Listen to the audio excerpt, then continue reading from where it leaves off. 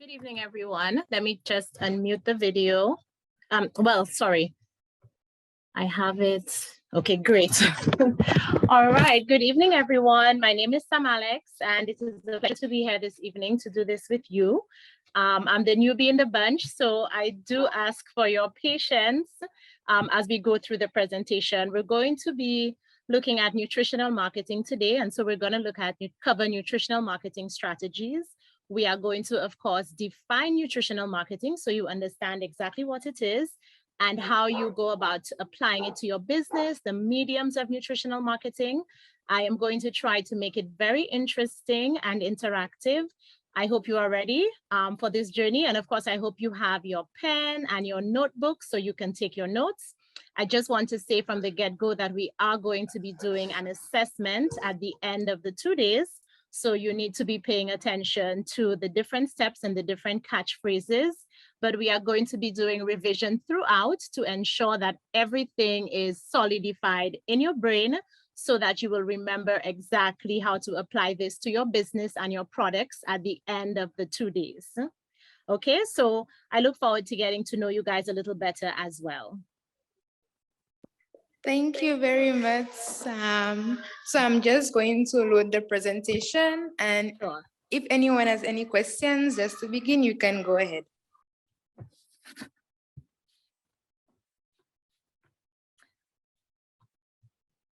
We are going to be doing the icebreaker first, getting to know you a little bit better.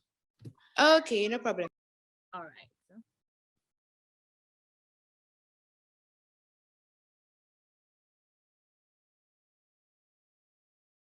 Any questions from anyone?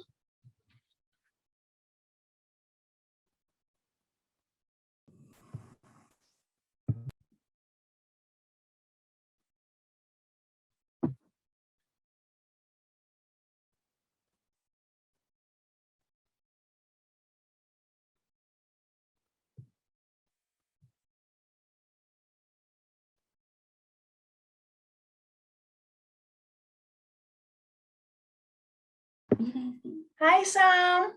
Hi. That's Hester. Hi, Hester. How are you doing? I'm good. You're okay? Yes, I am.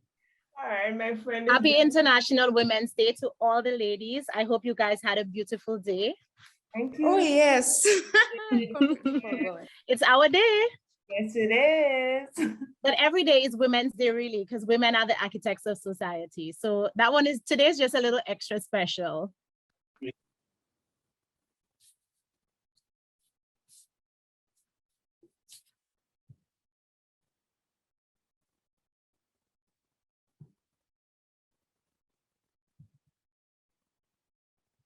I'm just going to share my screen now. Put up the getting to know you activity first. The getting to know you, the icebreaker. Mm-hmm. Right, Yes, okay, I have this one.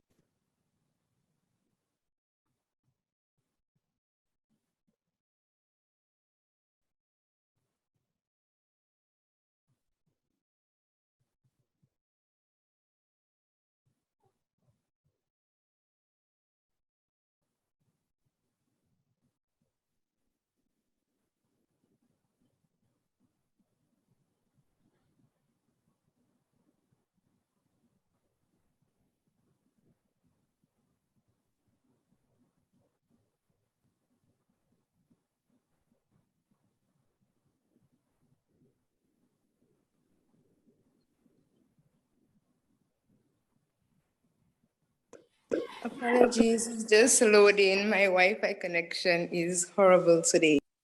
Happens sometimes. Yes, it's okay.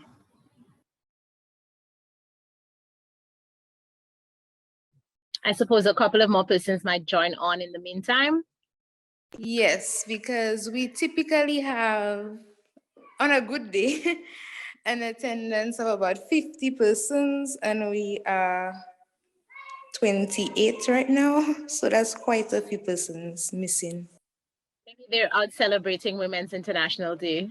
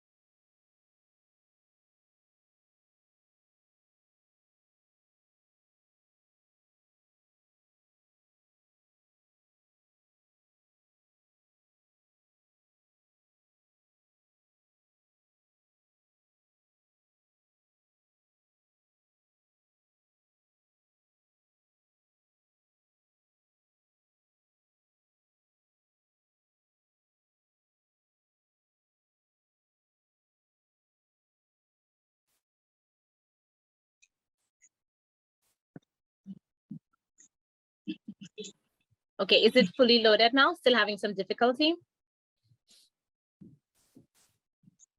Yes, it's fully loaded. Okay, all right, so I can proceed.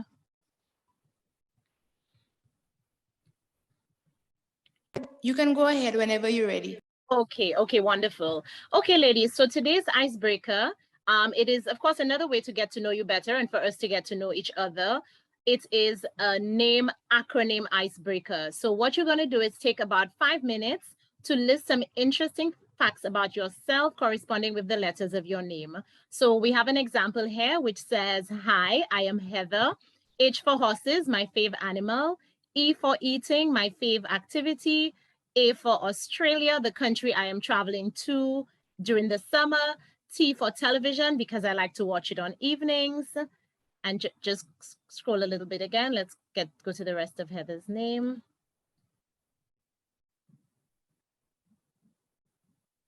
H for holidays, something I like to do more than once a year. E for exercise, which I do 5 times a week. And R for Rome, a city on my bucket list, which I would like to visit one day. So this is just an example. I am not Heather.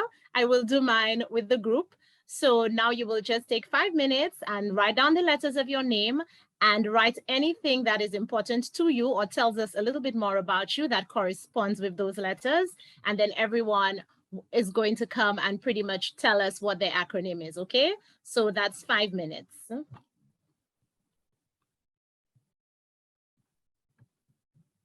So go ahead, ladies, you can start working on it.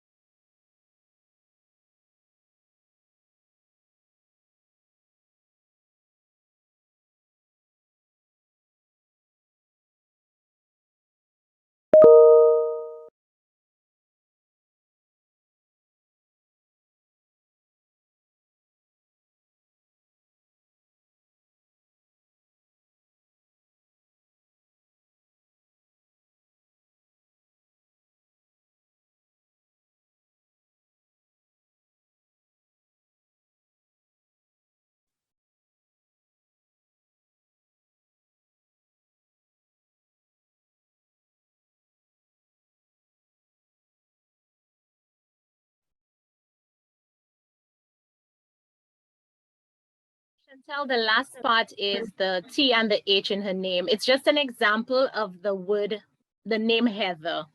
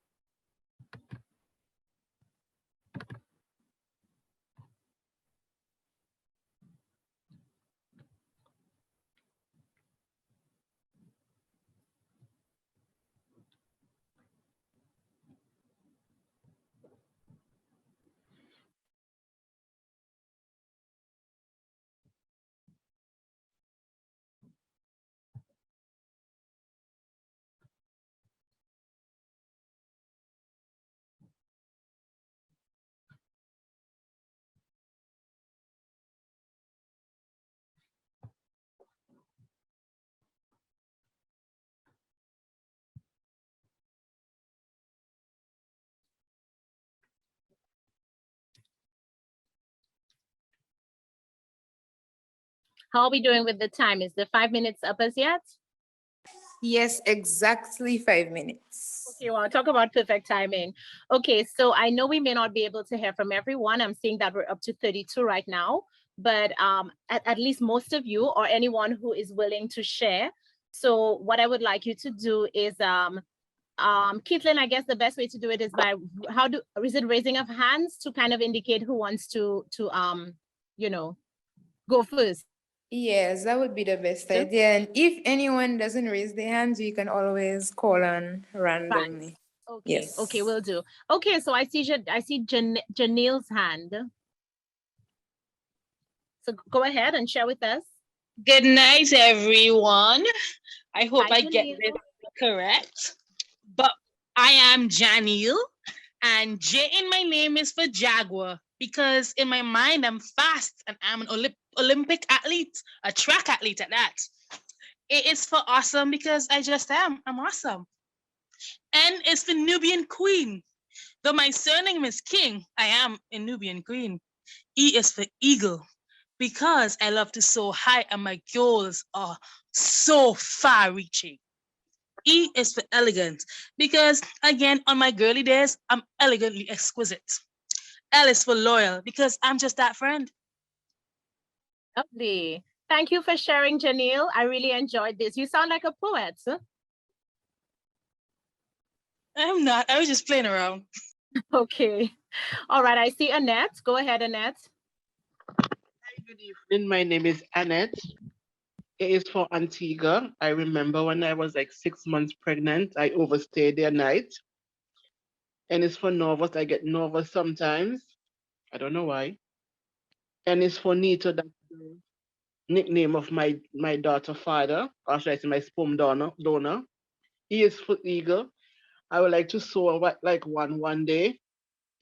Tea is for tea. I remember I drank a lot of tea during COVID time.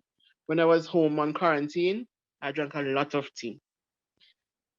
T is for television. When I reach home, first thing I do, I turn on my television. And E for entertainment. They say that I am the entertainer of the family, the most outspoken one and everything. That's Annette. Thank you, Annette. You sound like the life of the party. I see, is it Anika? Anika's, no, Ainka? Okay, you're going to pronounce it for me.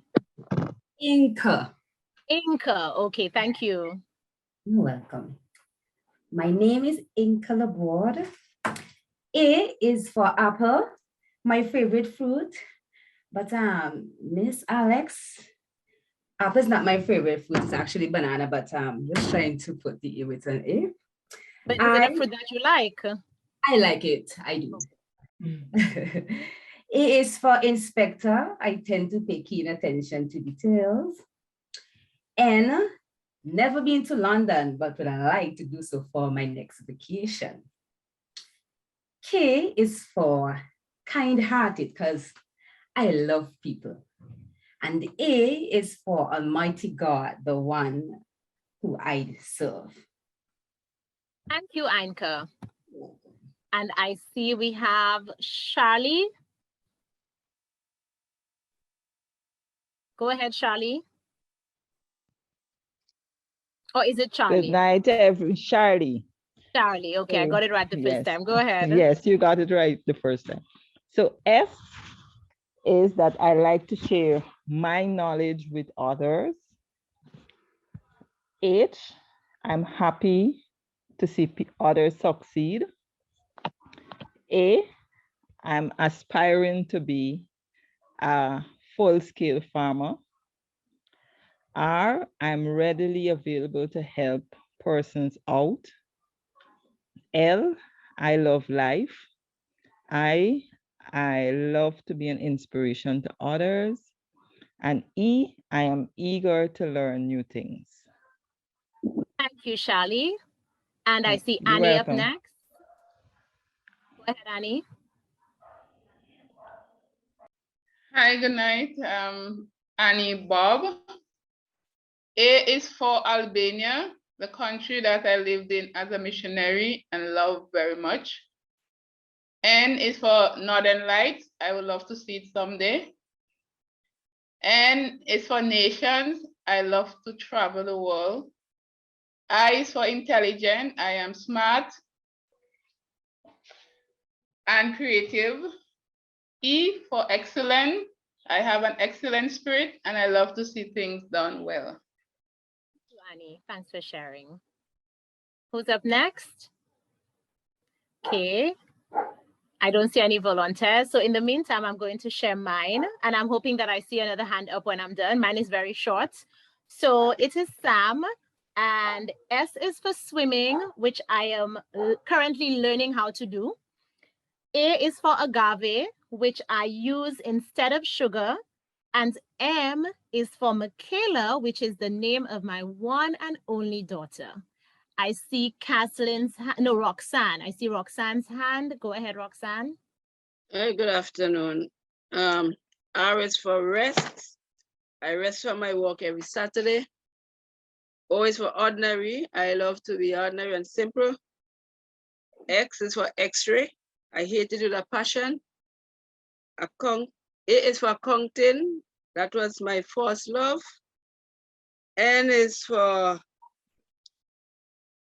nuts. I love it. Love nuts. N is for noble, one of my character traits. And E is for entertaining. I love to entertain family and friends in my home. Thank you, Roxanne. Who's up next?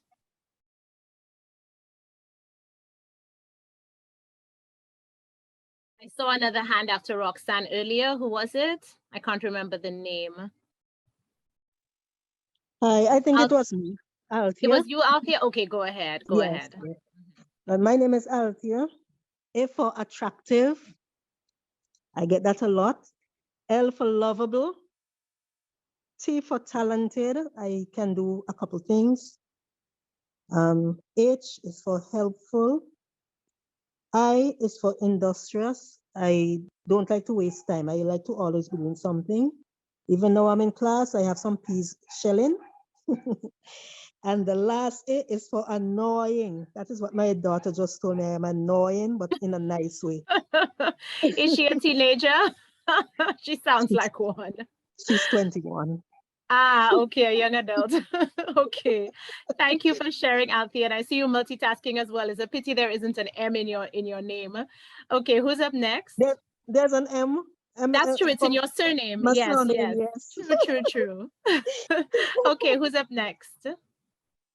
Come on, ladies, let's speed it up so we could get to the meat of the matter.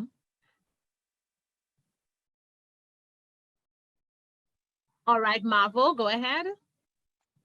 No, it's okay. Hi. Did I skip Kathleen? Okay, Kathleen, you'll come up next. Go ahead, Marvel. Okay, M is for I want to travel to Maryland. A is a little bit of attitude. R is I like to roar, being loud at times. V is for vigilance, and O is for outgoing person. Thank you, Marvel. You sound very spicy. Yes. Okay, Kathleen, you're next.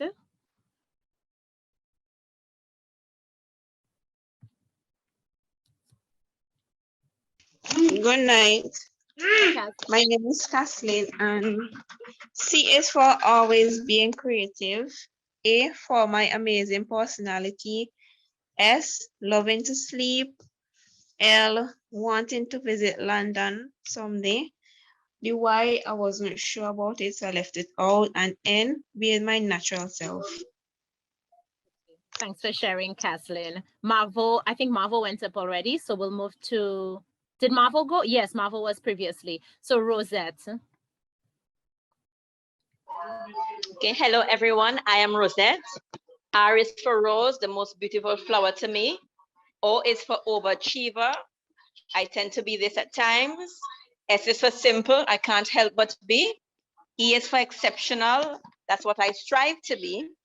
T is for talented, a gift I strive to excel in. T is for trustworthy, a character I have as a true friend. And E is for education, something very important to me. Thank you. Thank you, Rosette. Who's next? Good night. Hi, my name is Chantel. C is for caring. H, always like to go on a hike, always on an adventure. A is for America. Well, I've never been there, but I like to experience the snow. N, never dull moments when you're around me. T is for talented. E, eating what I grow. L, always living for something. And L, always a loving person. Thank you, Chantel. Who's up next? I would go. Okay, my name is Charmaine. H is for helping others. That's what I love to do. A is for Almighty God, my everything. R, I love to relax. M, my favorite fruit, mango. A, I'm adventurous. I is for inquisitive.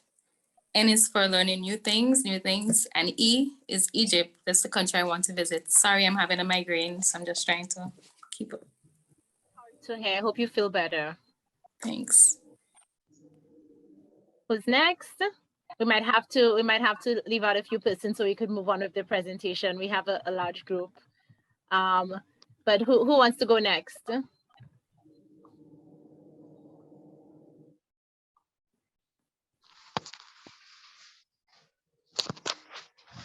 Any volunteers? We'll take 3 more and then we'll move on.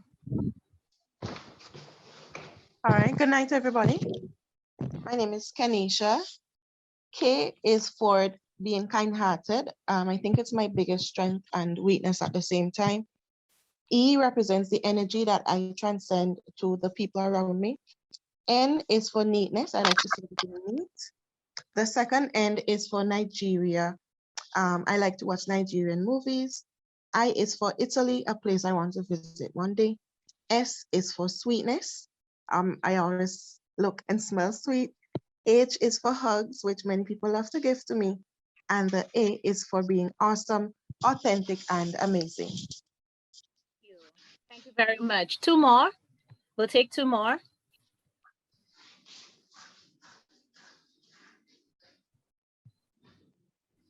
I don't want to call out names.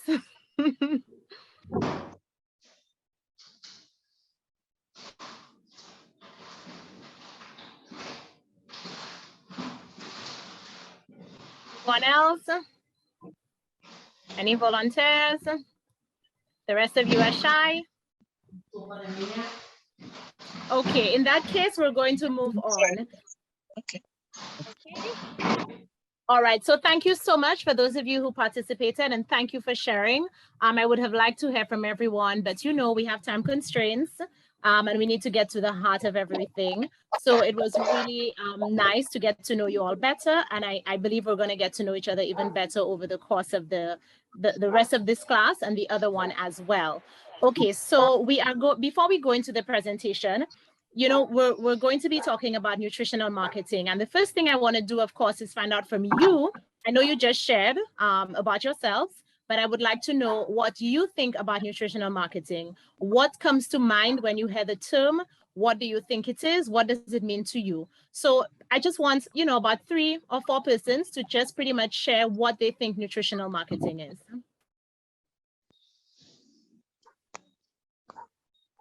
You can publish. Okay, I see Anchor. Anchor.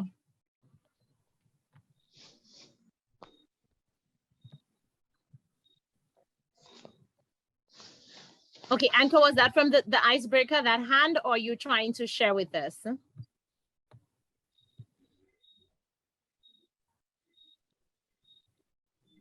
Okay, anyone else? Or I'm gonna go through the list and I'm gonna have to call out some names. I believe, Janiel speaking here, I think nutritional marketing has to do when somebody is selling a product and they highlight whether the product have vitamins in it. Like, for example, you know, some of these cereals that are not that healthy, they like to put on the box how much vitamins or whatever is in it so that persons would buy it, and they're buying it because of they're assuming the nutritional content is high. So that's their way of marketing by putting the content ratio on the box. That's nutritional marketing. Or some form of it, that's right. Okay, very good. Thank you for that. Anyone else? What are your views? What comes to mind? What do you think nutritional marketing is? Don't be shy. There are no wrong or right answers. We are learning.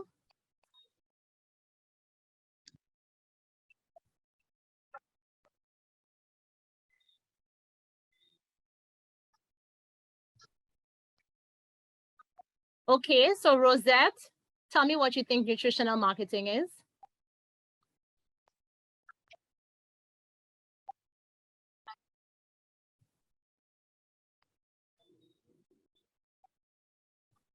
Where is Rosette?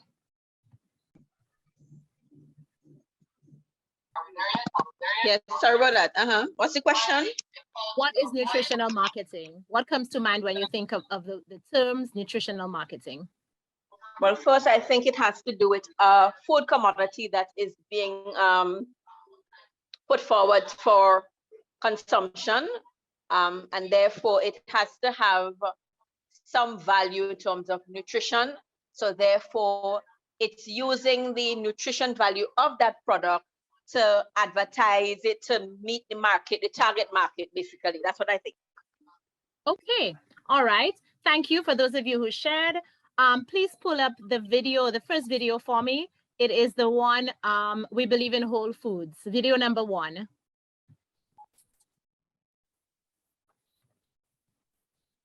The very first video? Yes, number 1.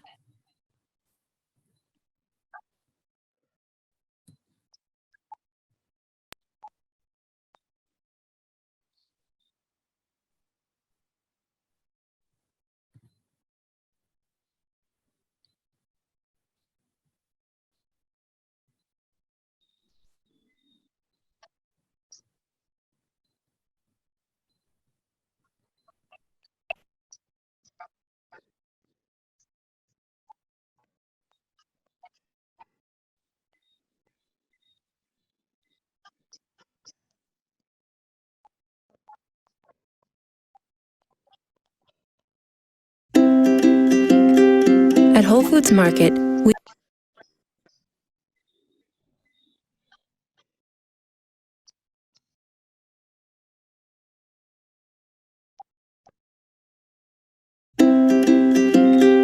At Whole Foods Market, we believe in food that's naturally beautiful and fresh, delicious and powerful, and full of nutrients.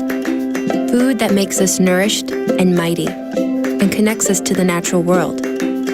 So there are no artificial colors, no artificial flavors, no artificial preservatives in any of the food we sell. We believe in real food. Whole Foods Market. Thank you. Okay, let's go back to the first slide.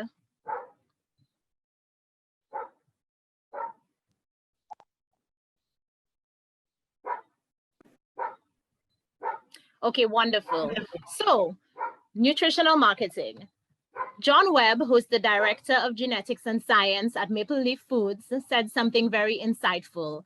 He said, we fail in our competitive position if we do not include health. Move on to the other slide. Okay, so as you may have noticed in the video that we all viewed, can you just, let me see, I'm not seeing the entire slide. I'm not sure. Probably you could put the video section on the other side of the screen. Or is it me that has to put it? Let me I see. think it's you, Me. yeah. Okay, let me see how I can move it across.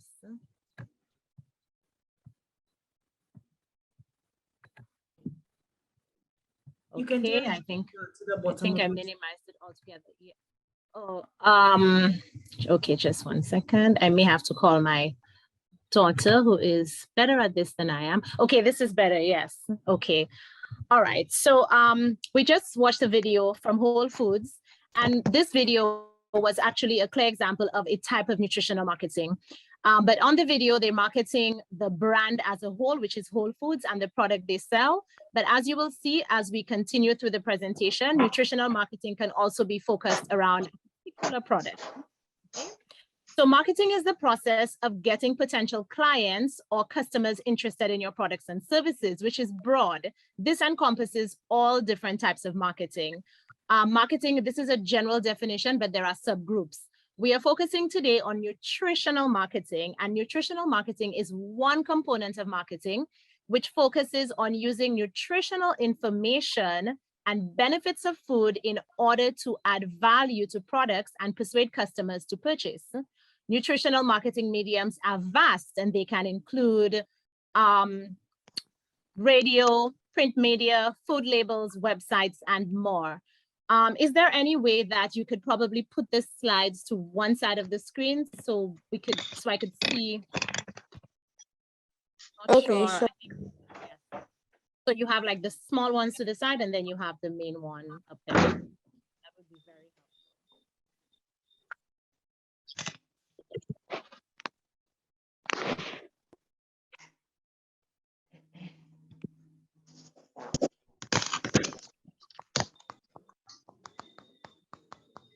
Okay. So let's move to the other slide.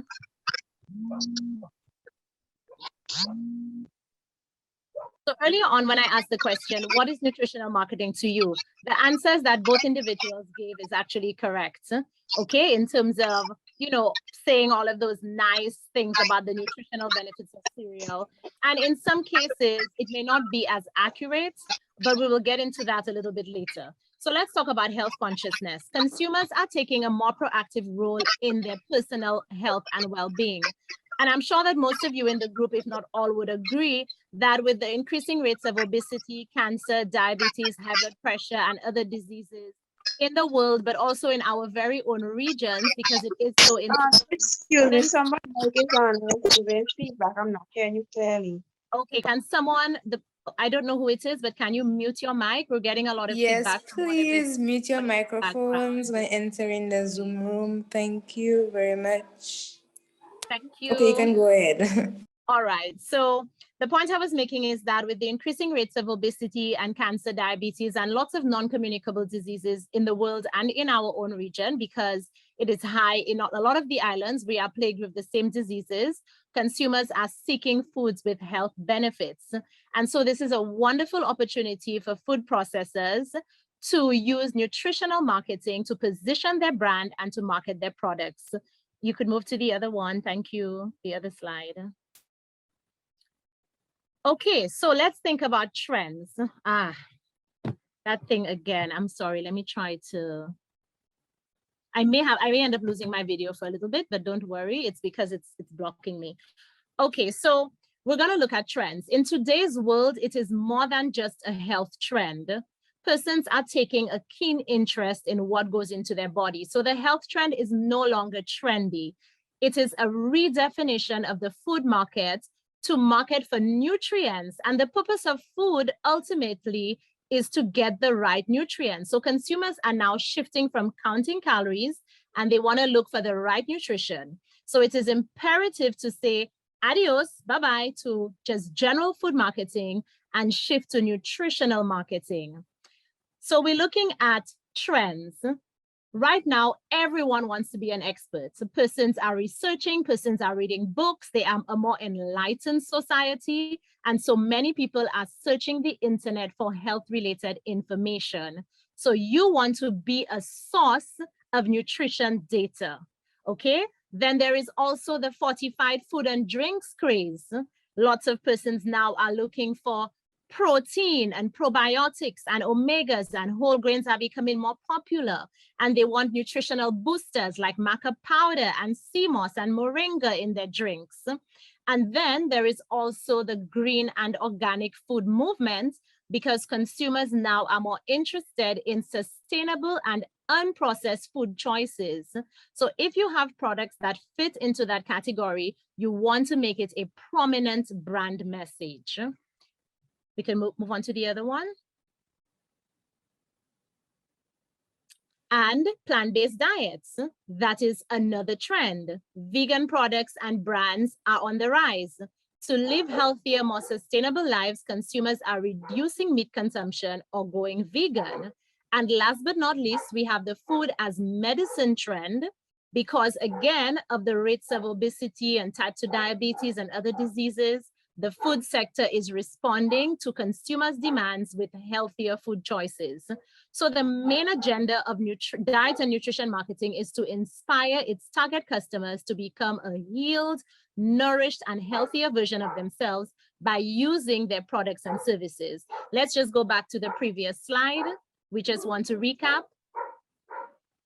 Okay, so let us recap. We're looking at nutritional marketing movements. 1, information and statistics. 2, fortified food and drinks. 3, green organic food. Let's go down. Number 4, that is the plant-based movement. Number 4 is plant-based diets. And number 5 is food as medicine. Okay, guys, I am sure that you are hearing my dogs in the background.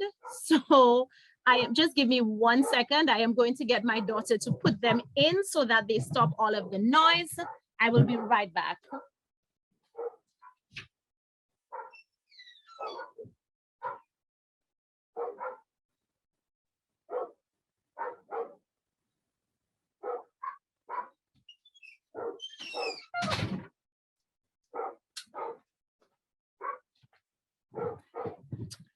Okay, guys, sorry about that. I apologize. I guess it's one of the things about, doing things from home and being a dog mom. Okay, so we were looking at the 5 trends, and I want you to remember those trends because it will come up further down in the presentation and also in your assessment.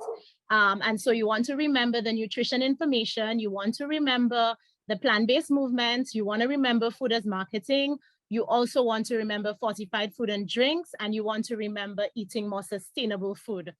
So we're looking at the food health connection. Creating and applying healthy eating messages is good for health, and it's healthy for business. Consumers are concerned about their health, and so they take those messages very seriously. And so making the food health connection by teaching consumers how the food they eat can improve health is a critical aspect of nutritional marketing. Let's move on. Okay, so let's look at strategies, diet and nutrition strategies. So we have covered the definition. We've looked at the trends. So we know who we are catering to and what the trends are and what persons are looking for, because you must have an understanding of that if you have to use nutritional marketing effectively. So we're looking at diet and nutrition strategies for your business. We can utilize nutritional marketing in a variety of ways, not only to encourage certain behaviors, but we can use it as a tool to move our business goals forward. What are the 3 ways, the 3 main strategies that we use for diet and nutrition? 1, messaging on food packaging or labels, health campaigns, and direct nutrition education. These are broad headings. We're going to break it down in the other slides. Let's go down. First, let's deal with a very important one, which is messaging on food packaging. Okay, so labeling is an excellent opportunity for food processors to help consumers, because consumer-friendly nutritional labeling combined with credible messaging is a powerful nutritional marketing tool. And one of the participants alluded to this earlier when she spoke of the cereal in the box. and the information provided on the box, which makes the customer feel, or the consumer, that this is healthy, so I need to buy it. Food labels are an important source of nutrition information, which helps consumers make informed purchasing choices. Your label reflects what your product is, what it contains, and its nutritional content. So ask yourself this question: does your label reflect information based on the growing health and wellness trends in today's food markets? The nutrients should be listed on the label. Example: excellent source of beta carotene, anti-inflammatory, boost immune system, helps relieve cold and flu symptoms, etc. When customers want to decrease the amount of certain nutrients or ingredients, they look for food labels that include the following, and I'm sure you guys have seen it. In fact, we have some pictures that we're going to pull up in a little bit. So you can cue the pictures. We're going to put it up next, the pictures of the label, starting with the cereal box, okay? So one of the words you're looking for, the catchwords, is free. Free means none or hardly any of these ingredients in the food. For example, gluten-free, okay, which is a common one. There's also low, which means it contains a small amount. And there's reduced, which means at least 25% or less of the nutrients compared to other products. And we see that very frequently with sugar, reduced sugar. That means it has 25% less sugar than an identical product. So these are critical because these are found on the labels. Do you have the label pictures? You have them cued? Yes, I do. Can we them now? Yes, the cereal box. Okay.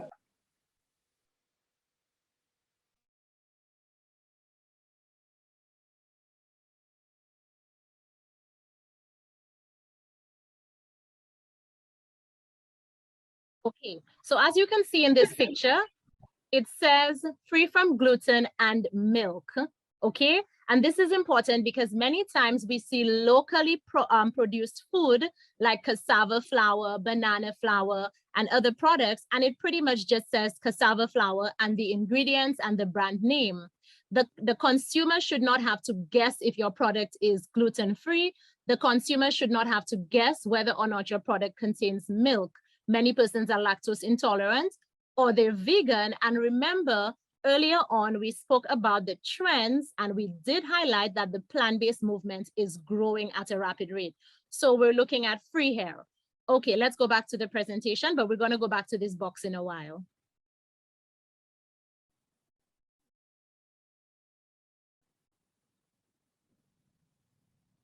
Okay, so we're dealing with what customers want to decrease. Consumers do not only want to decrease the amount of certain nutrients or ingredients, consumers also want to increase the amount of certain nutrients or ingredients. And let's move to the other slide.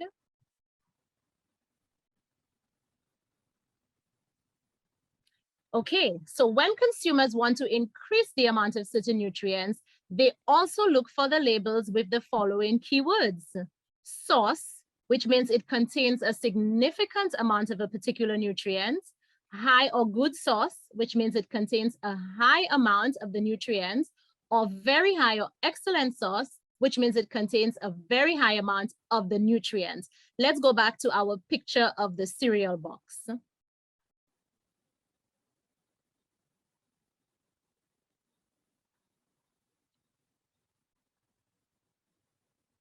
You would notice that the cereal box says to the top, well, it's my right, next to whole grains, it says source of fiber, okay? So this is an example of source on your labeling. So we have free from and we have source. I also want you to move to the label of the, there's another one, oh my gosh, it doesn't come to mind, right, this one. Now this is a locally made, thank you. This is a locally made product. And it is made out of cassava root flour. And as you may notice, cassava root farine, sorry, it is more cost than flour. And as you would notice, it just says Yucca Delights. It gives the address, the email number. It tells you the weight, ingredients, cassava, and that's about it, okay? Now I want you to move to the other one, the imported product. Right. You would notice that Anthony buckwheat flour, which is organic buckwheat flour, has very prominent on its label, gluten-free, vegan, organic. So the minute a customer sees this, a consumer, it instantly appeals to a need that they have. One, they may only want to eat organic food. They may not want to consume gluten because a large number of persons now do not want gluten, or they may want something vegan because they're either vegan or lactose intolerant. And of course, there's a big organic movement as well because persons are watching the pesticide consumption. So the point I'm making here is that as local food processors, we have to step our game, because maybe the cassava flour that was showed previously is gluten-free. Perhaps it's also organic, but the consumer would not know that because the label does not say so. So you want to ensure that these are included on the label. Okay, let's go back to the slide.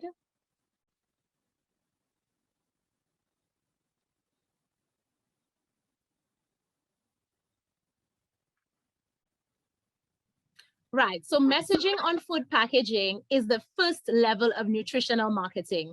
Before you can go to the television or the radio or social media or print media, you have to get your label right, okay? So you have to ensure that consumers know that the food product does not contain what they do not want and that it contains what they actually want. Let's move to number 2.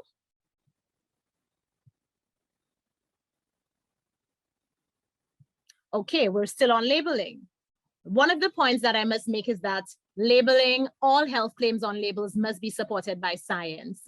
And the reason why this must be so is because we have to be honest about what we are selling. We cannot say that a product contains something it does not. We cannot classify a product as organic when we know that pesticides are being used. So we have to be honest. Now, there are different types of health claims because you are making health claims on labels. So we're looking at general health claims. These are the broadest in nature. They do not refer to any specific condition, okay? It's very general. So for example, it's about the nutrient or substance in a food, like calcium for healthy bones and teeth. That is very general. It's non-specific. The other claim, food claim, is a functional claim, and that includes nutrients as well. That one is a statement about the specific beneficial effects that the consumption of a food or a food constituent has on normal functions of biological activities of the body. For example, consuming 7 grains of fiber from oatmeal promotes regularity. This is a functional claim. This is what the fiber can do. It will cause regularity in your body. And we all know that bowel movements are biological. It's part of the functioning of the human body. So persons may be suffering from constipation or irregular bowel movements, and they would be happy to know that the product will help them with that. And there's also disease risk reduction and therapeutic claims. And this is a statement that links a food or constituent of a food to reducing the risk of developing a diet-related disease or condition. For example, a healthy diet rich in fruits and vegetables may help reduce the risk of some types of cancer. So these are the 3 categories that your health claims on your food packaging would fall under. Let's move to the next one. Okay, let's go back. Sorry, let's go back up. We're going to do a little recap. Let's go to the beginning of labeling.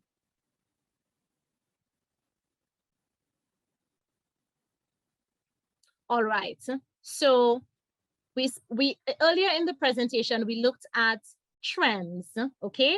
And I'm sure you remember, and I'm recapping because I want to ensure that you understand how to apply everything as we go along.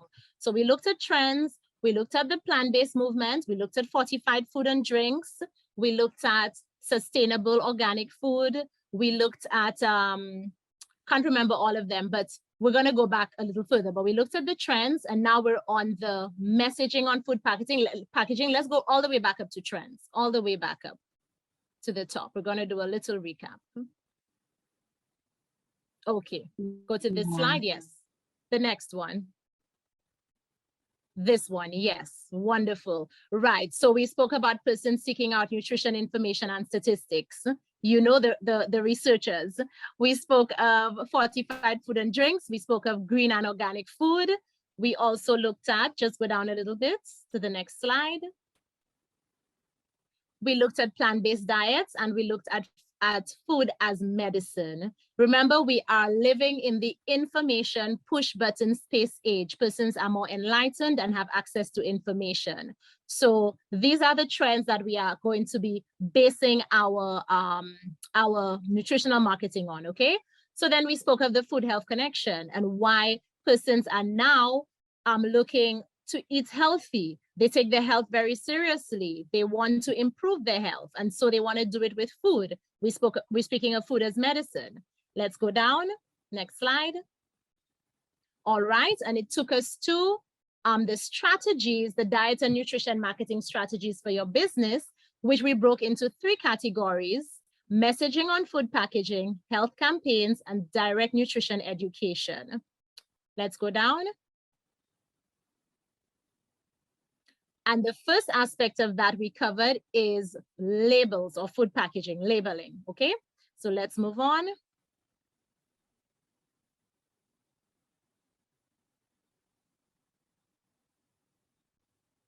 Right, okay. Let's go back up. One up. All right, go back to the next slide. Sorry about that, this one. Okay, this one has an error, guys. Just ignore the continue. That is the first slide on that topic. Okay, so effective nutrition marketing strategies. So we've looked at labeling, okay?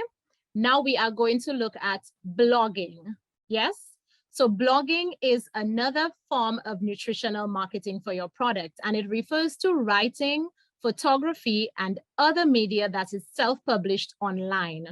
Blogging will help you attract and nurture leads, then capture and engage with new existing customers. Blogging expands your brand's visibility by giving Google and other search engines content to index and serve up in search results. Start blogging to educate your customers, or you can do a vlog, which persons do on YouTube. You need to be informative. You need to feed as much information as you can provide, but at the same time, the information should be clear and compelling. Facebook and YouTube blogs are popular with consumers and also increase search engine ratings. So blogging, labeling, let's go to the next one.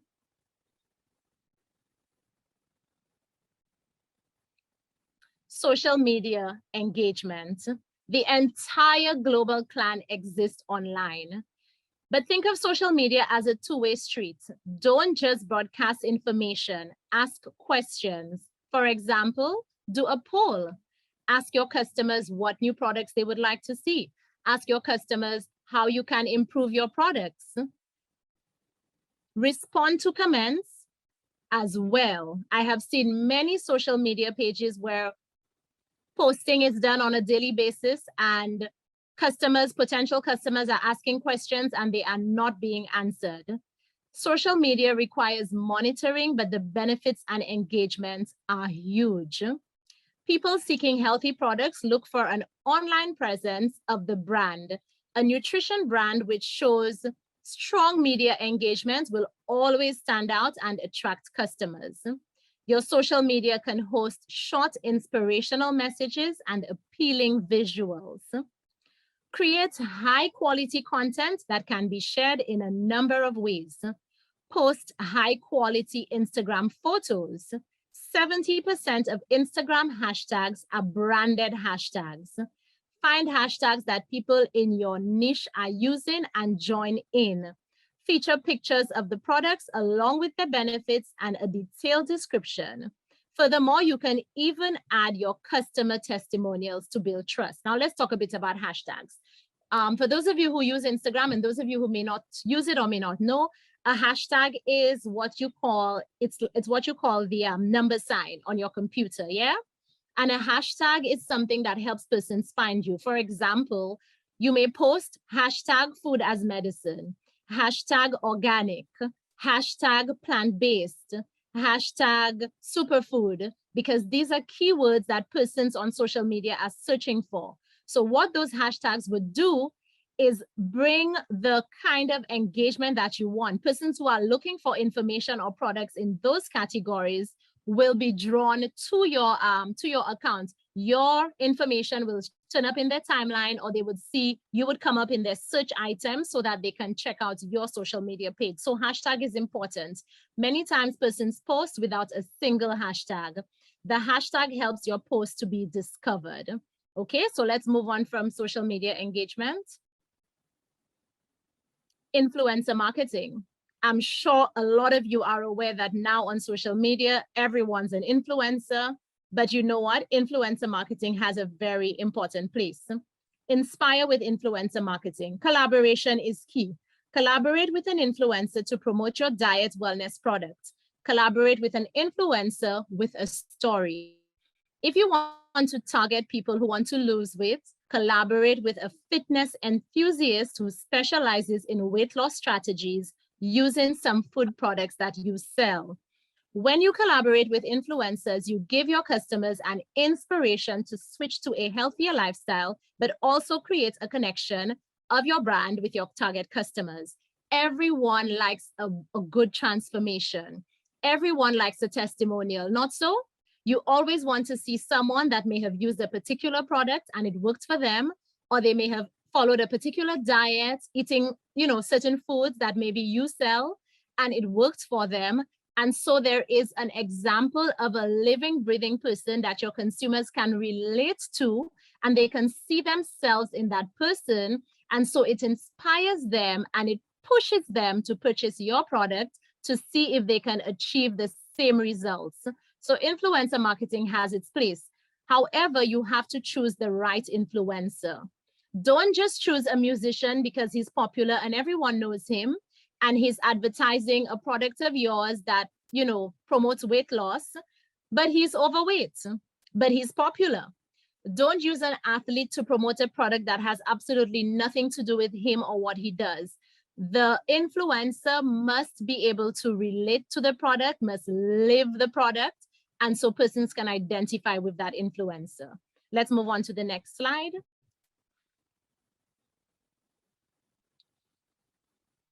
Build a website. Websites are important. Everybody's on social media now, and so we underestimate the power of a website. But what we need to understand is that we are dealing with different customers.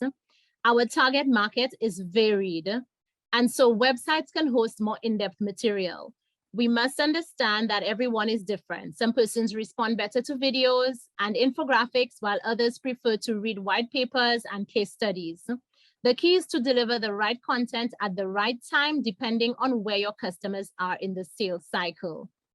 Popular types of nutrition content for websites can be healthy recipes, tips for healthy living, food information and nutrition stats, product stories, behind the scenes. Customers love product stories. They want to see what happens from soil to boil. They want to see from farm to table. They want to see persons out in the field harvesting and picking and then, prepping and labeling and packaging and, finally getting it to their table. So these are wonderful stories, behind the scene product stories that can be shared on your website.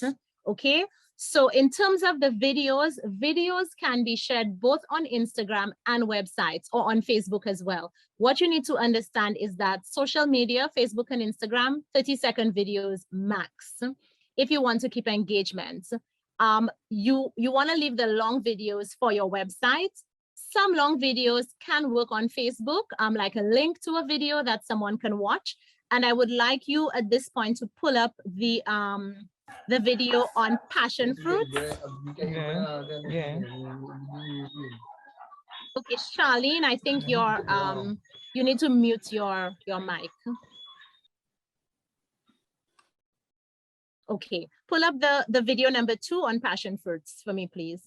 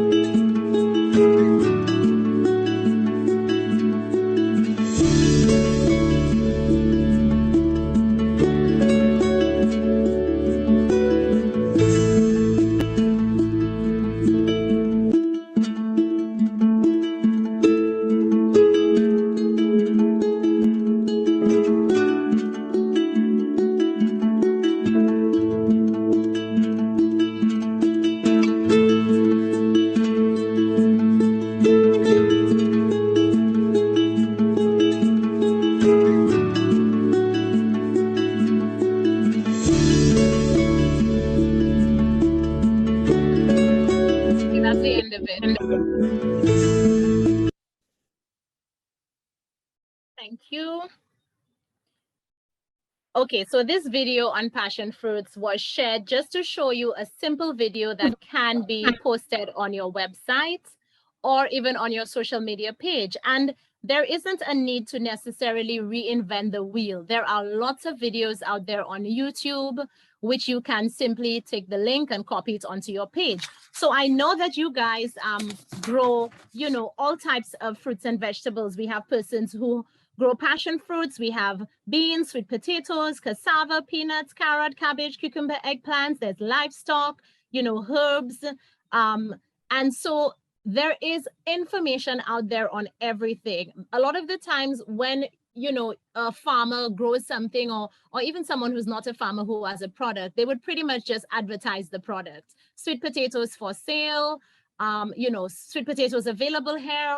But you need to go beyond that and think, okay, what about sweet potatoes that's appealing? Why would persons want to eat sweet potatoes? Okay, so let me do some research. It's high in carotenoids. You know, it's a better option to Irish potato because it has less carbs. You want to talk calories. So you want to really show persons how consuming sweet potato will help them to achieve their health goals. But you also want to help them to find creative ways to use the sweet potato. So you want to put recipes for sweet potato pie and sweet potato pone and sweet potato juice, okay? And of course, on this passion fruit video, what we have seen is that passion fruit has a variety of uses, not just the traditional juice that everyone is making. And I saw earlier on someone spoke in the chat about using it for cake, right? There's also in the video that you can use it, you know, as a fertilizer. So there are so many uses for it, and even the seeds. But most times persons only know, okay, I grew up drinking passion fruit juice. But as a farmer, you create a greater demand for your product if you educate persons, okay? So let us just do a quick recap. We're looking at nutritional marketing strategies, and we have looked at a few of them. Build a website is the most recent one. We also looked at social media. Yeah, we looked at labeling. We looked at influencer marketing. Those are all strategies for nutritional marketing. So labeling was the first one, blogging was the other, then we did social media engagement, and last but not least, we are looking at the website right now. So I want you to keep those in mind because, as I mentioned at the start of the presentation, you will be quizzed on these areas later down the line, okay? And of course, in the beginning of the presentation, we looked at marketing trends to consider on slide 4, which was nutrition, information, and statistics, fortified food and drinks, green organic movement, plant-based diets, and food as medicine. We also looked at diet and nutrition strategies, which included messaging on food packaging, which are the labels, then the health campaigns, and the diet and nutrition education. And then we broke it down further, where we looked at social media, labeling, blogging, influencer marketing, and the websites, okay? So you want to remember all of this. Okay, let's move to the next slide. So we're looking at, on this slide, we're looking at the categories of nutritional content. And basically those categories are the groups of individuals, or we're describing the individuals who will be interested in nutritional content. The first group is, or the first category rather, are experts such as professional athletes, semi-pros, and instructors. These persons are interested in all the catchphrases, the macros, the protein, the keto diets, the intermittent fasting. They want to know, you know, they want to have caloric deficits, or they want to bulk, you know, so they're the ones who are interested, you know, in those things. And then you have the average health conscious enthusiast, which is, you know, the average knowledgeable individual who is concerned about his or her health, who is enthusiastic about eating healthy, making better food choices, and taking care of themselves. You know, these are the ones who are into self-care and weight management, and they go to the gym. That's the average health conscious enthusiast. And then you have beginners, or people who want to live healthier but need encouragement. These have a desire to live healthy, but they need a little bit of motivation. They need a little bit of inspiration to get them there.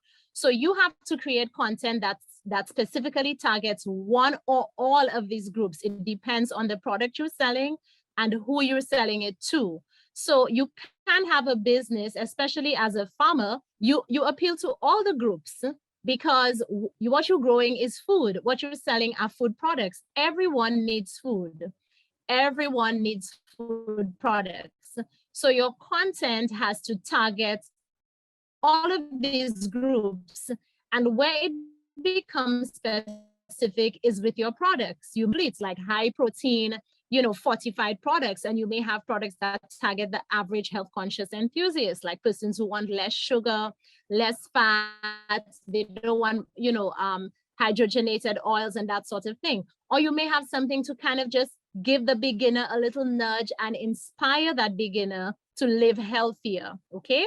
So in order to determine who you are targeting, you need to ask yourself a few questions. These questions: who is your ideal customer? How old are they? Where do they live? What are their average earnings? Are the people you're targeting, can they afford your products? What kind of content do they read or watch? Are you busy targeting younger persons like Gen Zs and millennials on Instagram and TikTok, when your clients or your customers are really the more mature generation on Facebook and on their websites? Okay, what social media do they use? In recent times, we have a lot of options with social media. There's TikTok, there's Instagram, there's Twitter, there is Facebook, and we also have a divide, medium, and others gravitate towards another. So you need to understand that. Let's move to the other one. Move to the other slide.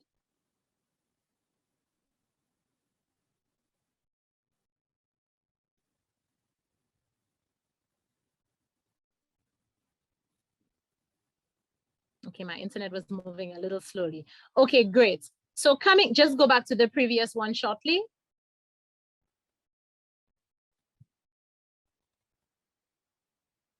Okay, so coming out of the understanding your market. Okay, can you hear me clearly now? My internet was a little bit unstable a few seconds ago. Is it okay now? Yes, is it it's okay much now, better Annette? now. Okay, thank you. All right, so coming out of go back to the previous one. Sorry, go back to the previous slide.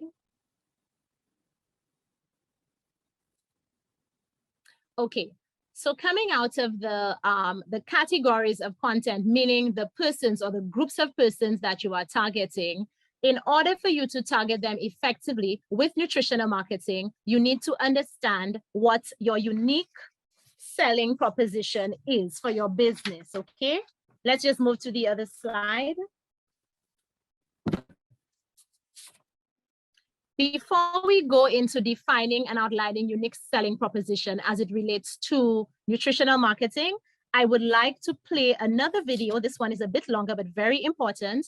This is the video on the research behind eating Caribbean fruits and veggies. This will help you to understand the unique selling proposition.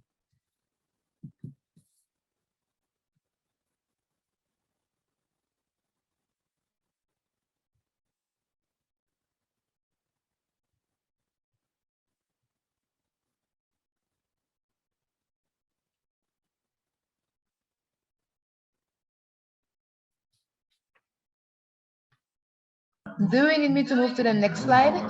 No, move to the video on the research behind eating Caribbean fruits and veggies.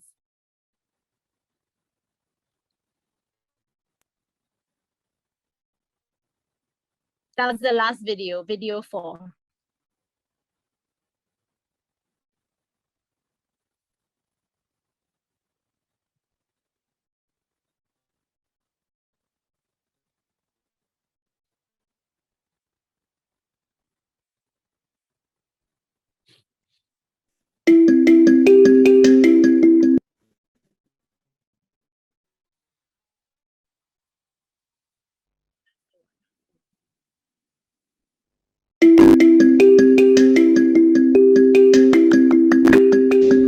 research behind eating Caribbean fruits. In our quest for healthier eating choices, we are encouraged to eat foods with less fat and sodium, more fiber, more complex carbohydrates, and low in calories. The foods that are most promoted are usually imported ones, since more is known about them than our local foods. We may therefore seek out whole grain cereals and breads, fruits such as the American apple, plum, and grapes, and vegetables such as broccoli and cauliflower. But how do our local foods compare? Who has not heard the adage, an apple a day keeps the doctor away? This is probably because the American apple has fiber to facilitate gut health and rid the body of waste. But did you know that one guava fruit has 4 times the amount of fiber, slightly more potassium, and 19 times the amount of vitamin C as an American apple? In comparison to a whole bunch of grapes, one guava has 25 times more vitamin C, 4 times more fiber, and about the same potassium. Likewise, it would take 15 American apples to supply the vitamin C content of one West Indian cherry. Cranberry juice has become very popular because of its benefit to bladder health. But have you thought that similar benefits could be had from coconut water at less than half the calories and with appreciably more potassium? A glass of cranberry juice will provide about 150 to 200 calories, while the same glass of coconut water contains only 50 calories while giving 400 milligram potassium compared to 60 milligram for cranberry juice. For those concerned about the sodium content of coconut water, be assured that a single glass will provide only 60 milligram sodium compared to 700 milligram in V8 canned vegetable juice. Also, be assured that the coconut water has no fat. The fat of coconut resides in the jelly and will thus be found in coconut milk. But there's no cholesterol since the coconut is of plant origin and cholesterol is found only in foods of animal origin. This means that butter will have cholesterol, but coconut milk, like the vegetable margarines, is free of cholesterol. Moreover, the traditional way of cooking with coconut milk for flavor is better than using margarine, which is often substituted in porridge, rice and peas, and soups. A tablespoon of coconut milk has only 38 calories and 4 gram fat, compared to 111 calories in the same amount of margarine and 11.5 grams fat. Also, the fat in coconut is healthier for the body than margarine fat. 2 other sources of fat that are often mislabeled are the Jamaican ackee and the avocado pear. Neither has any cholesterol, and the fat is monounsaturated. That is the same type of fat that we pay so much for in the olive oil.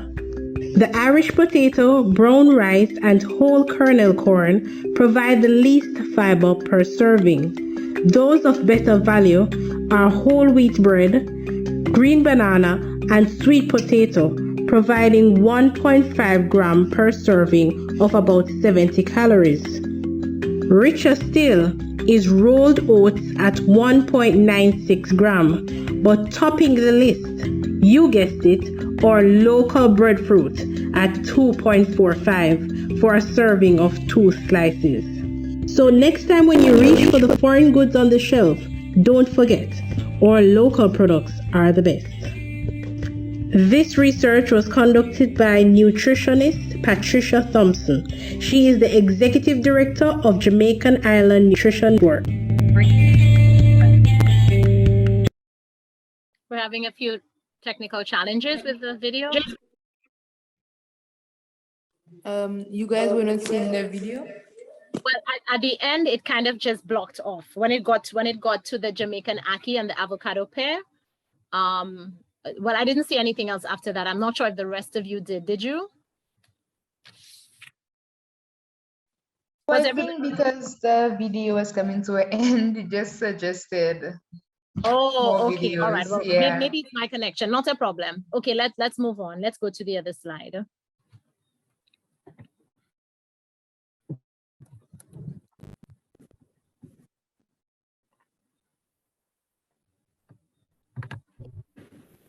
Okay, so let's talk a little bit about the video before we look at the unique selling proposition.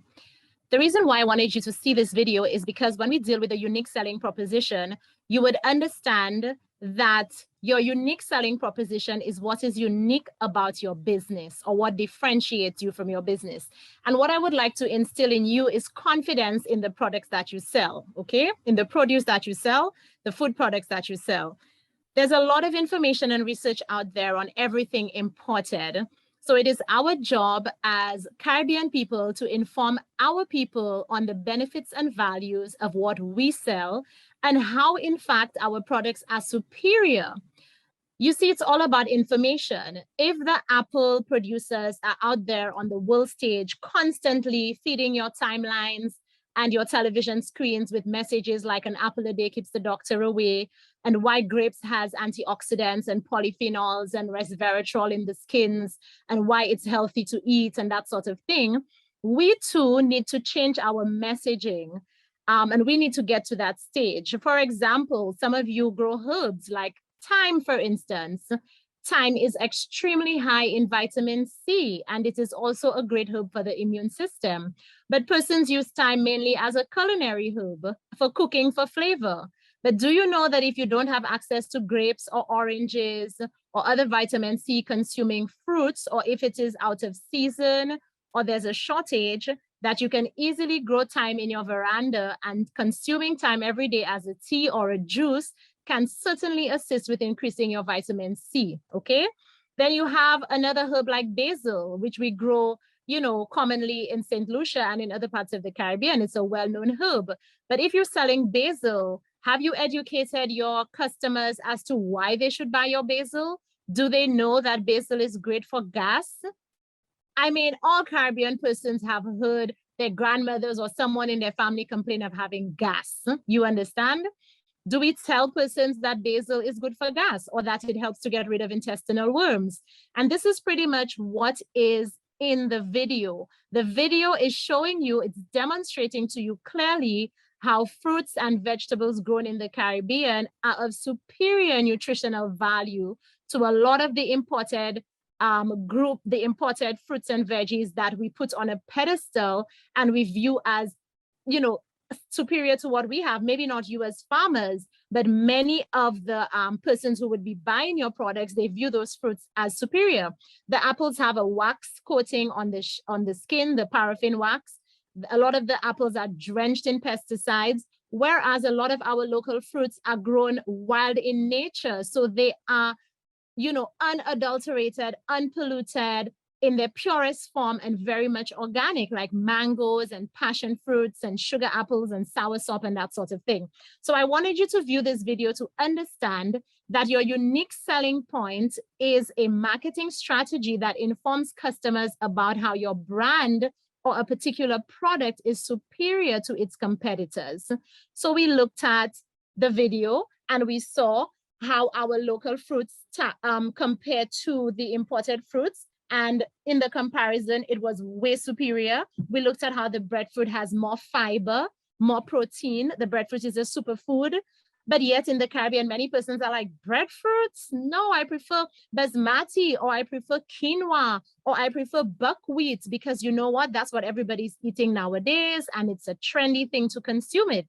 But you will debunk the myth if you educate persons about the benefits of what you are selling, nutritional benefits as well as medicinal benefits. I use thyme and basil as examples, culinary, but also medicinal herbs. We also have herbs like, you know, in St. Lucia, we call it godite and tidite, which is big leaf thyme or Spanish oregano. And those as well are antiviral. They fight a wide variety of viruses in the body, including flu and cold viruses, and they boost the immune system. So you may not be able to afford elderberries or astragalus, but you can certainly use your local herbs. but persons need to know that those herbs go beyond just cooking and they actually benefit the body in other ways. But let's move on to the unique selling proposition. What is a unique selling proposition? Your unique selling proposition, go back to the, yes, to the top right, go back to this one. This is your unique selling point. This is your marketing strategy. This is how you tell your customers that your brand is superior to its competitors. Now, I know some of you may be thinking, but isn't a unique selling proposition the same as a value proposition? No, it is not. A USP situates your business in relation to its competitors, but a value proposition focuses on how customers' lives will be improved by working with your business. So using phrases like new and improved or more advanced to emphasize the newness, superiority, or advancement in some aspects of your product over one or more competitor. Customers want to understand what makes your product superior. Example, organic versus non-organic. Use of conventional pesticides versus natural non-toxic pesticides. Understanding the right way to position your products can mean the difference between standing out or simply blending in. Not a problem, Roxana, I can do that. We can do some herbal medicine in another course. Okay, so your unique selling proposition has to be assertive but defensible. What does that mean? A specific position that forces you to make a case against competing products. Example, we sell high quality non-toxic products. This is your assertive but defensible claim. You are asserting that your products are high quality and non-toxic, but you can prove it as well. You can defend it. You can prove that your products do not contain chemicals and that they are high quality. Focused on what your customer value. If your target customers do not truly care about your unique selling points, it will not count for much. There is a saying that a good salesperson can sell ice to an Eskimo, but in today's world, if you are selling ice to a person who does not need or want it, your ice will melt before it sells, okay? So you have to ensure that you are meeting the customer's needs and wants. Your USP has to be more than just a slogan. Example, my USP for my business is food as medicine, okay? Now, while a slogan is one way your USP can be communicated, it also is something that you can embody in other areas of your business. You must walk the walk and talk the talk. What you sell may not necessarily be unique, okay? But the message you choose to focus on has to be different from your competitor, okay? For example, I'm going to give you an example using my business as an example. So I have a herbal store, right? A health store. And there are lots of other health stores on the island.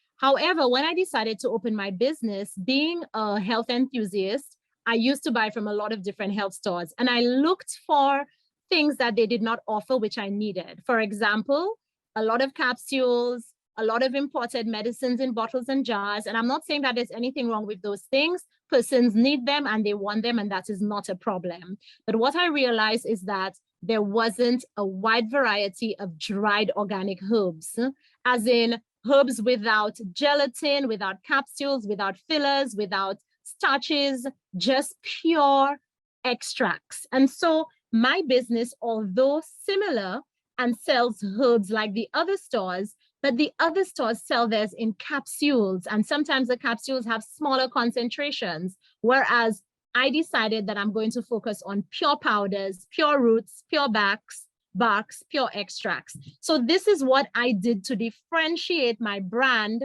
from another health food store. So when you come into Healing Foods, you will get 80 different varieties of organic medicinal herbs. When you go to another health store, you will get maybe the same varieties of capsules, but we don't specialize on capsules. In capsules, sorry, we specialize in dried herbs, simply because I realized that the capsules sometimes contain added ingredients, and I wanted to give my consumers pure unadulterated, completely organic, no added ingredients, no fillers, no gelatin, herbs. Okay, so this was to make the point that you must find ways to differentiate from your competitor. You cannot just open a business because your competitor down the road has one and it's working well. So you said, okay, they have a health store, it's doing well, I'm going to open one too. Okay, if you want to succeed, you have to ensure that your business is clearly differentiated and your message is clearly differentiated from another. Okay, so for example, you may be a cake maker. So you're making plantain cake or you're making breadfruit cake. And there's also traditional wheat flour cake available. But how is your cake different? They're using wheat with gluten. Yours is gluten-free. They're using refined sugar. You're using coconut sugar. So it's a more natural sweetener, which has a lower glycemic index. So this is the distinctive difference between your cake and the other person's cake, but they're both cakes. Let's move on.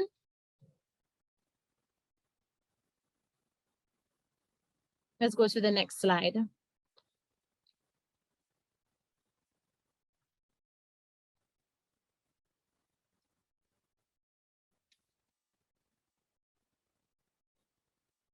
Okay, oh, right, okay. As I was saying, I'm not seeing it moving. Yes, move to the next one. There are some questions that you need to ask yourself when you are defining your USP. What is your mission? What products and services do you provide? What makes you better than the competition? You have to ask yourself these questions. And it goes right back to the point I was making before. Why did you start the business? Why did you start growing sweet potatoes or plantain or breadfruit? Why did you start making breadfruit or cassava flour? Why did you start making plantain cake? Why did you start making those local juices in those cute glass bottles, you know, or growing, you know, livestock with no antibiotics? What is your mission? What are you trying to achieve? What are you trying to supply persons with? What products and services are you selling? And what it is about your products that makes it superior than the competition? Let's move to the next slide. So in order to write a unique selling proposition, you have to make a list of all the potential differentiators of your brand, and you must get specific. And this is what you viewed in the previous video. The video listed all the differentiators of our local fruits and vegetables versus imported fruits and vegetables. Now, it's not always produce. It can be a specific food product. So breakout products, like, for example, an organic vegan mango or passion fruit dressing, must use compelling nutritional marketing messages that are very precise. For example, vegan, that is a nutritional marketing message. Remember, at the start of our presentation, we spoke of health trends. Plant-based diet was a health trend, okay? Food as medicine was also a health trend. Fortified food and drinks, that was also a health trend. We also looked at statistics and data. That was also a health trend in terms of what people are looking for. And we spoke of green and organic food. That was also a health trend. So you need to ensure that your unique selling proposition when you are marketing your products for nutrition is catering to or appealing to those needs. So we have vegan, which of course goes on the label, and which is part of your nutritional marketing strategies. Labeling, we did that. You can also put it on your video ads. You can put it on your print, what you write on social media. So the dressings are vegan. They contain no preservatives or preservative-free. They're raw because we have the raw food movement with more persons wanting to eat raw and cooked and processed foods. Organic, no hydrogenated oils, no added sugars. This is vastly different from simply putting a dressing out there and saying, vegan salad dressing on sale. Come get yours today at Susie's shop. You know what I mean? As opposed to raw vegan organic salad dressing. Vegan, no preservatives, raw organic, no hydrogenated oils, no sugars. Remember your brand message. It is about health. So you have to highlight the messages that appeal to your target customers.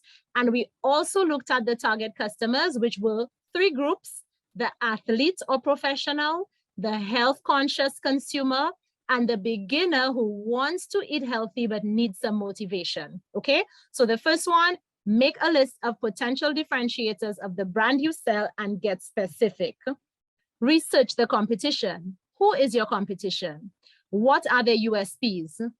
Look for gaps where you can potentially introduce your brand differently. And I gave an example of my own business, opening a health store and selling lots of dried organic herbs as opposed to the capsules that everyone else sold.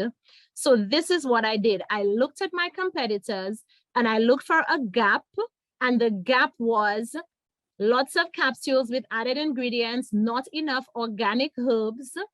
And I capitalized on that gap to promote my brand. Products in the same category can be positioned in a widely different manner.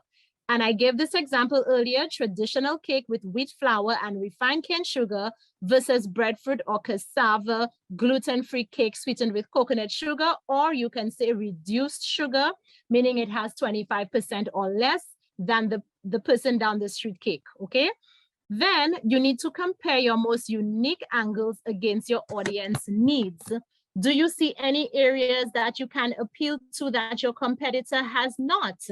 For example, in St. Lucia, we have a new ice cream place called Mr. Sweet.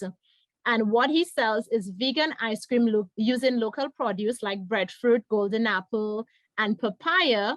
So he is highlighting local ingredients, while other ice cream brands are sticking to traditional flavors like vanilla and chocolate and strawberry yogurt. Additionally, he is catering to the lactose intolerant and the vegans, but the ice cream is so delicious that it is good enough for everyone. So while he is catering to a broader group of persons, the traditional ice cream suppliers are still catering only to persons who consume dairy. So this is Mr. Sweet's differentiating factor. Let's move on to the next slide.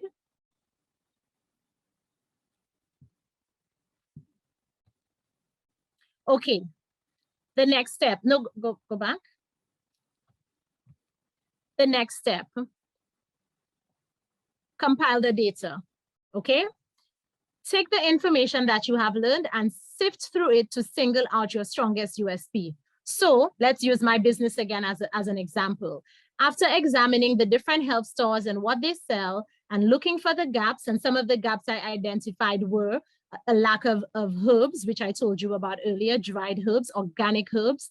I also noticed that there was a lack of local products. So all of the soaps, all of the creams, all the shampoos, all the conditioners were imported. And I recognized there was a vast local market of high quality, non-toxic, chemical-free shampoos, conditioners, soaps, and creams. So rather than importing what everyone is bringing in, I decided to simply buy local. Okay, so after you've gotten all the information, now you could sift through it and decide, okay, what is my angle going to be? I decided that my angle is going to be food as medicine. It's going to be organic. It's going to be green. So I don't use any plastic for my products. I don't use any plastic bags, use strictly paper bags. So this is what makes my brand unique. You have to look at your own country, the produce and food products you are selling, and determine how you can position yourself to develop your strongest unique selling proposition. You cannot be like everyone else, even though you're selling the same sweet potatoes, the same passion fruit, the same pineapple, or making the same cakes. You must have something that differentiates you from your competitor.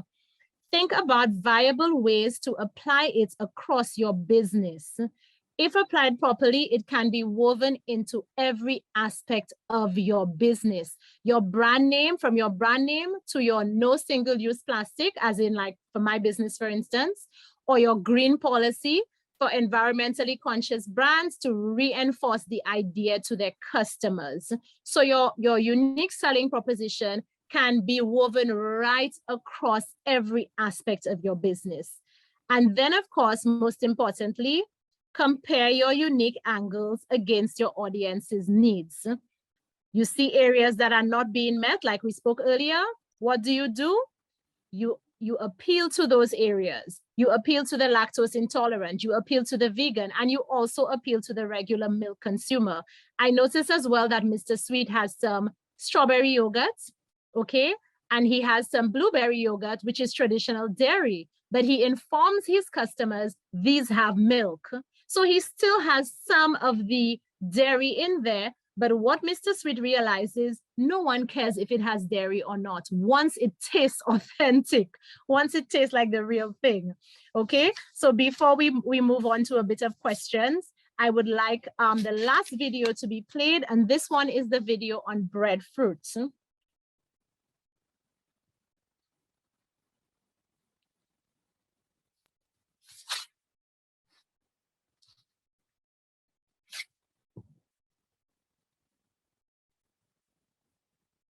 And while she finds the video, I want you to remember, we're going to do a recap in a while, but I want you to remember one of the first points that were made early in the presentation, where it says to be a source of nutrition information.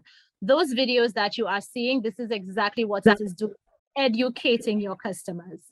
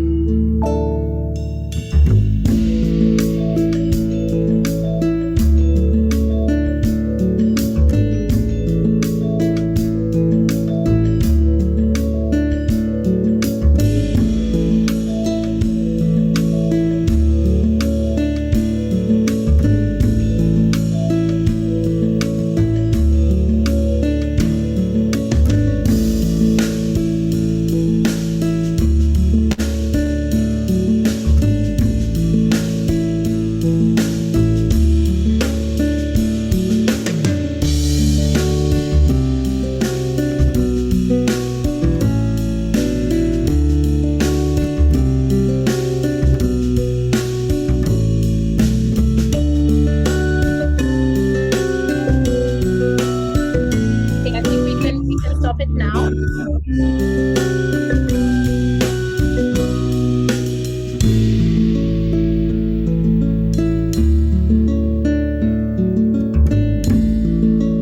can stop the video now. It's over.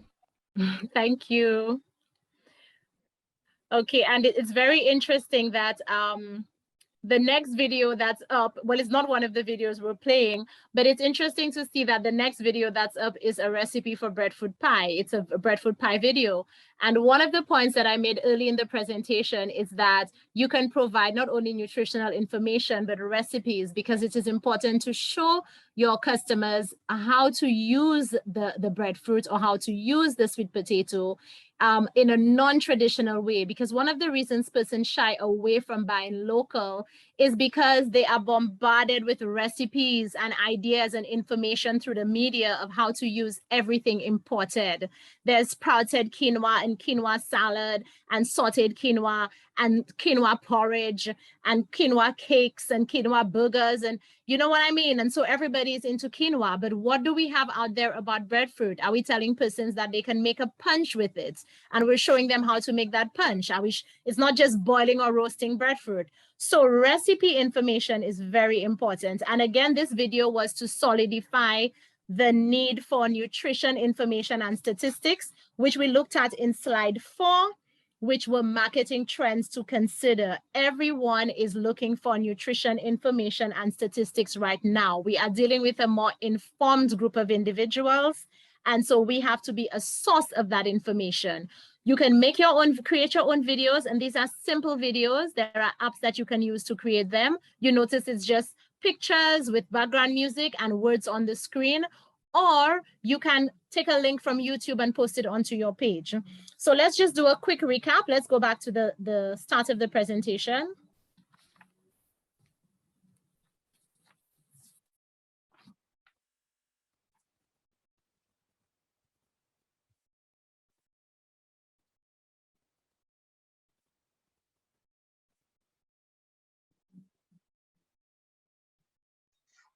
So should I go to the assessment now or do we continue? Oh no, go back to the start. We're doing a recap.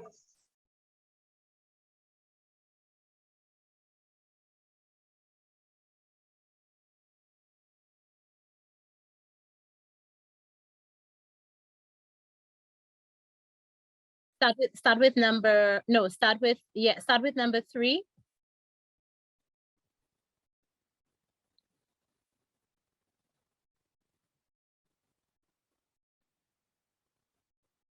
Sorry, I'm sorry, go back up to, go to number 2. Sorry about that. Okay, great. So we're just going to recap quickly the definition, what nutritional marketing is, which is focusing on the nutritional information and benefits of the food to sell it. So you need to understand what it is and you need to be able to define it in your own words. Go to number 2.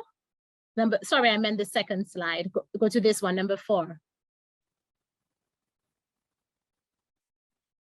Okay, so we spoke about nutritional trends and we understand that it is more than just a trend. And again, we're just recapping the 5 nutritional trends to consider: fortified food and drinks, nutrition information and statistics, green and organic food, plant-based diets, and food as medicine. Let's go down.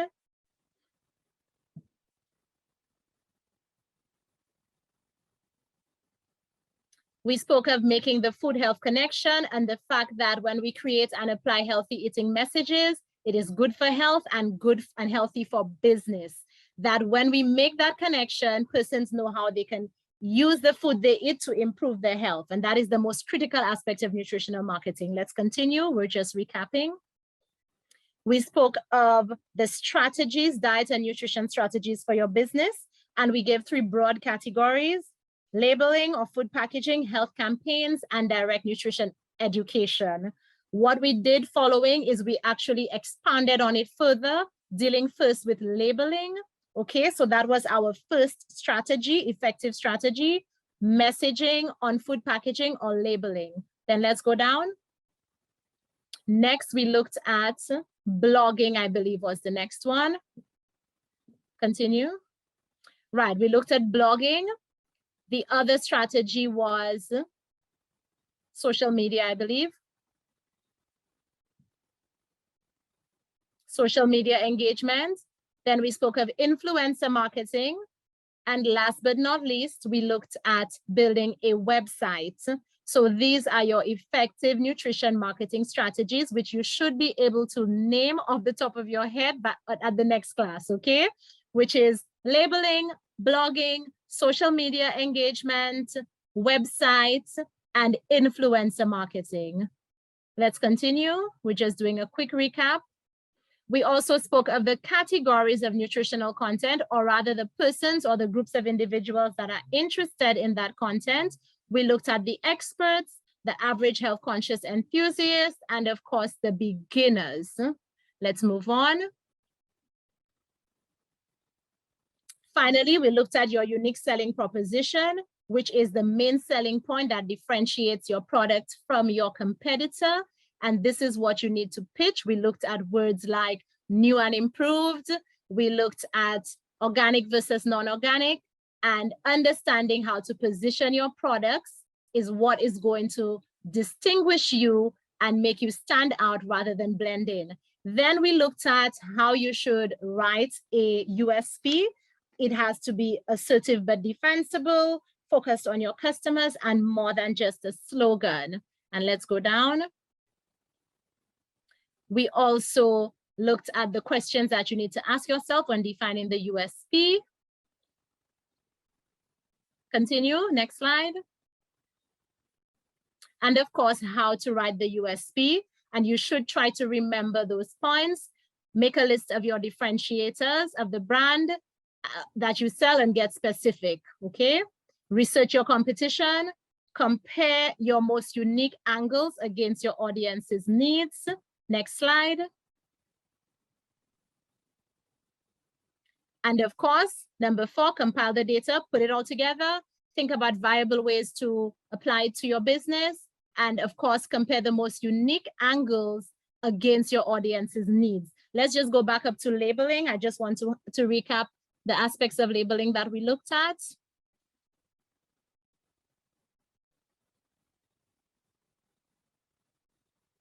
And that's just a quick summary. Straight to labeling. Right. So we looked at the keywords on the labels. If your customers want to decrease certain nutrients, free, low, reduced, and you looked at the cereal box that said gluten-free. We spoke of reduced sugar. We spoke of lightly salted. Continue to the second slide. And we also highlighted the fact that customers don't only want to decrease certain things, but they want to increase certain things. So for example, they want to know that what they're consuming is a source of a nutrient, or a high or good source, or a very high or excellent source of that nutrient. So we looked at the key information on the labels. And last but not least, under labeling, we looked at health claims, the general health claim, the functional claim, and the disease risk reduction claim. Okay, so that is the recap. Let's go to the final slide, which is a quote.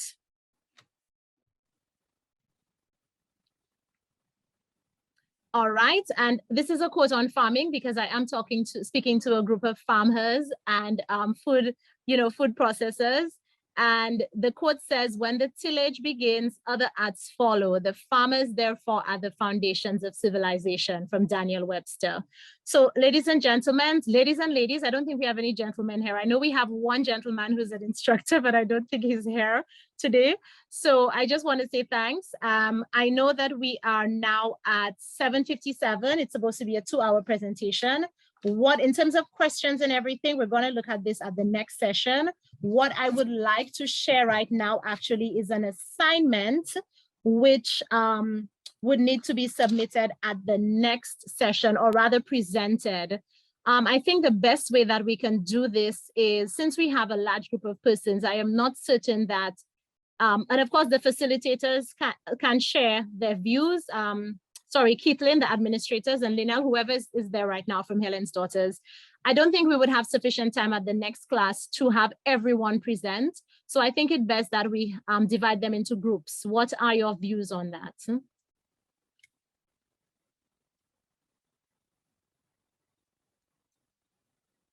I think the groups can work. Yes, I think so. Okay, so this is what we're going to do. Pull up the assignments. Put the document with the assignments on the screen. Okay, no problem.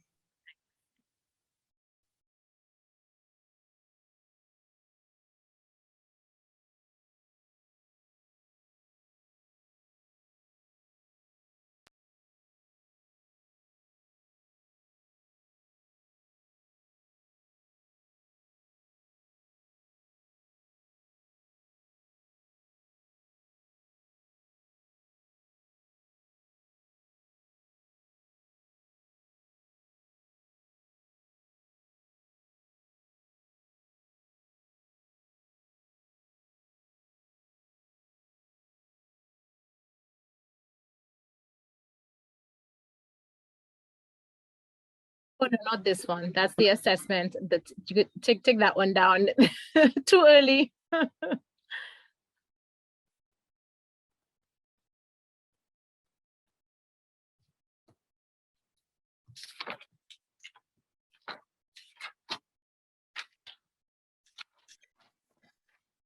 you able?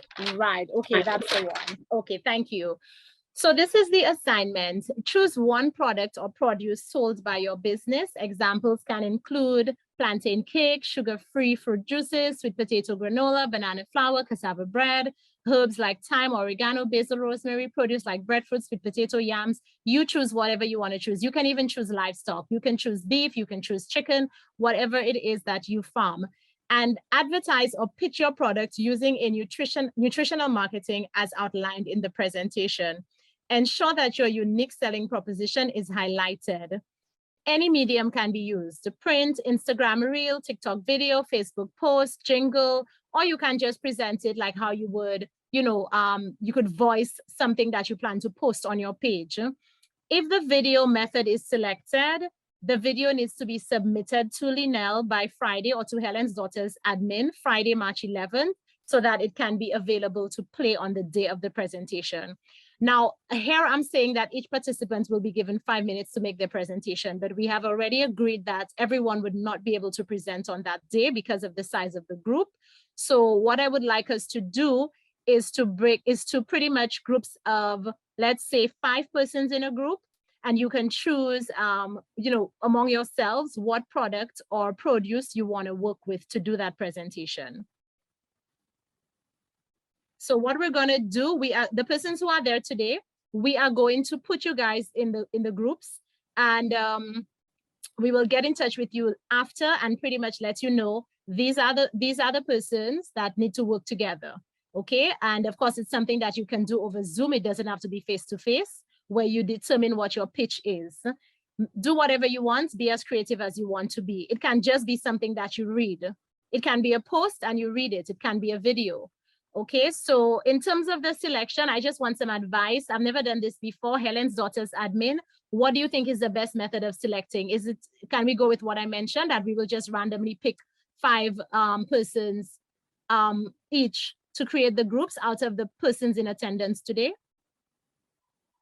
Yes, I think the random selection is best if the person that I heard today, because I don't want to include anyone who wasn't there. So you might as well just leave the participants today. Okay, so we will inform them later, right? We can inform them after. Because I have the attendance, so I know who's here. Yeah. Okay, so we will do that. We will form the groups. Okay, ladies. I mean, that's it for today. We normally end on time, right? We try to. Okay, no, great. we don't.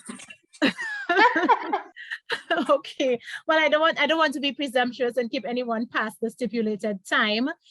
So I want you to know that next week is going to be the presentation of the assignments, the group assignments, as well as a short assessment. But before the assessment, we're going to do questions and answers and a bit of revision. So there will not be any teaching per se next week, but it will be a practical demonstration of how you're going to apply what you've learned, as well as the assessment, and we can do Q&As at that point. Is that fine with everybody? Sounds good, because we've gotten to the 8 o'clock mark already, so I don't think we should be pushing past 8 o'clock. Yes, that's fine. Okay, wonderful. Guys, it was a pleasure sharing with you. I really hope that you learned, well, and that you will remember what to apply. I hope you were taking your notes. It's very simple, but we are going to be doing a recap next week before your assessment, so fear not. Learning is about understanding. It's also about internalizing, and finally, it is about applying. If you don't know how to apply it, then it is useless. So I want you to put your everything into working on the presentation, okay? Monday is a holiday. Okay. Okay, so that is in St. Vincent. It's a holiday. Yes, it is National Heroes Day. But we still have class, not so? Yeah. I believe so, yes. Yeah. Okay, great. All right. Well, that's it for me. Thanks again, and enjoy the rest of your night. I guess admin will take it from here.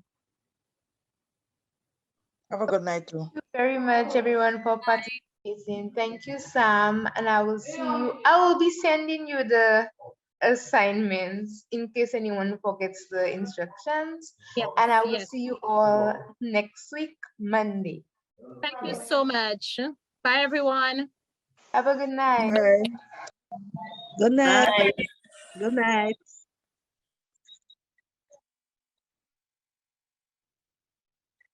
Oh, tonight was lovely.